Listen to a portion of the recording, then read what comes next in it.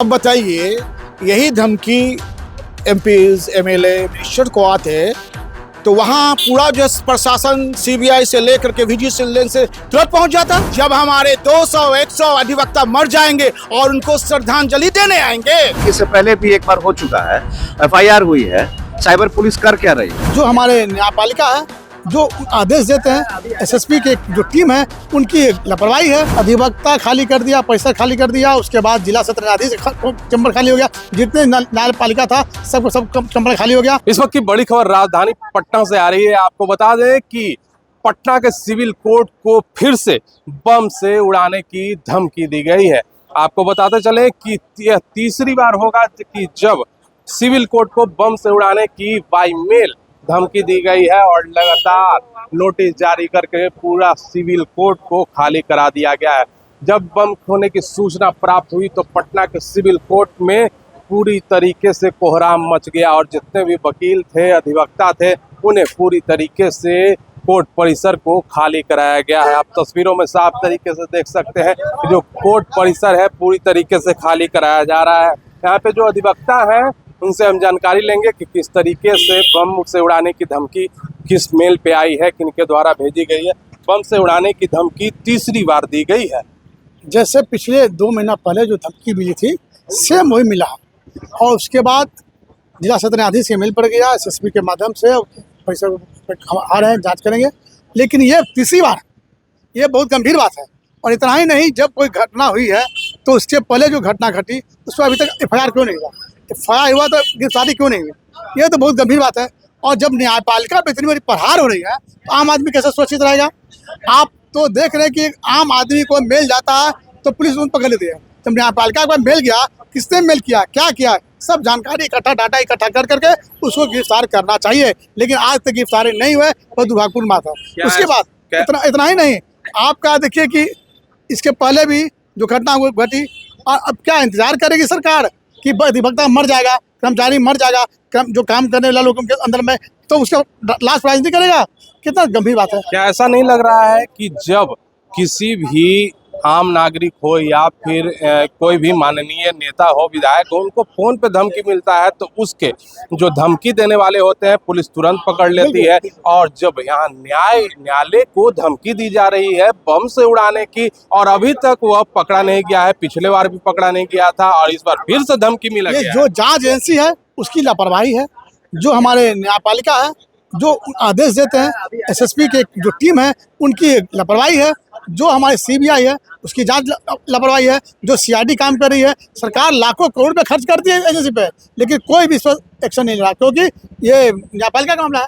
न्यायपालिका को एक्शन लेना चाहिए कि आप जल्दी से गिरफ्तार करें। कौन ऐसा बार धमकी दे रहा है? इससे प्रभावित हो रहा है, न्यायपालिका प्रभावित हो रही है। जो बहुत दूर दूर से देखो आए हुए हैं, लोग आए हुए हैं, इनको भी वापस जाना पड़ रहा है।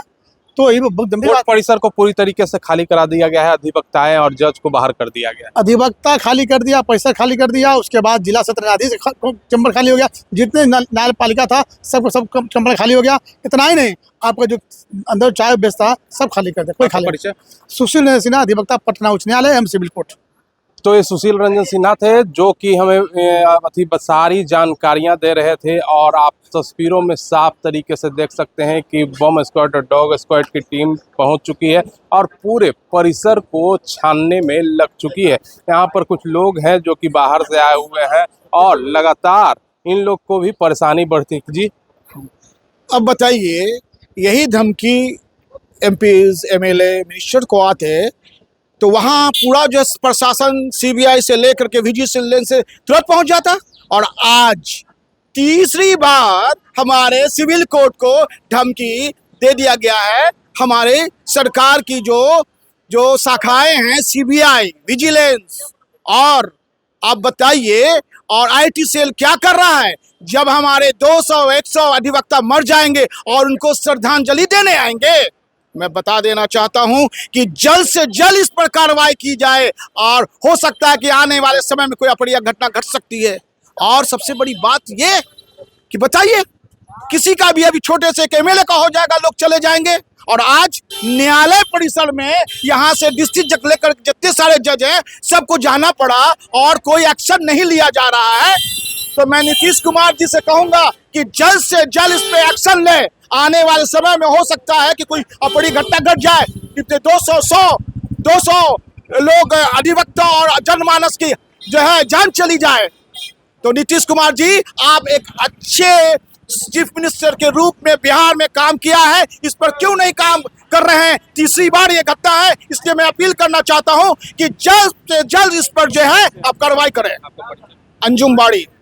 हम लोग को डिस्ट्रिक्ट जज के द्वारा मेल पर भेजा गया और फिर डीबीए में भी आया है कि किसी ने बम प्लांट किया है। ये दूसरी बार एक्चुअली हो रहा है और पता है ये होक्स है, लेकिन सिक्योरिटी मेजर्स के थ्रू हम लोग को खाली तो करना पड़ेगा। इंपॉर्टेंट वो नहीं है, इंपॉर्टेंट ये कि इससे पहले भी एक बार हो चुका है, एफआईआर हुई है। साइबर पुलिस कर क्या रही है? इसमें जब एफआईआर हो चुका आपको पकड़ना चाहिए। बार बार एक तरह का ये चल रहा है, कोर्ट का वर्किंग हैम्पर हो रहा है। ऐसे ही इस मंथ में जो है वर्किंग डेज कम है, फिर भी ये चीज हो रहा है। फिलहाल तो अब जाना ही पड़ेगा, कोई काम है नहीं।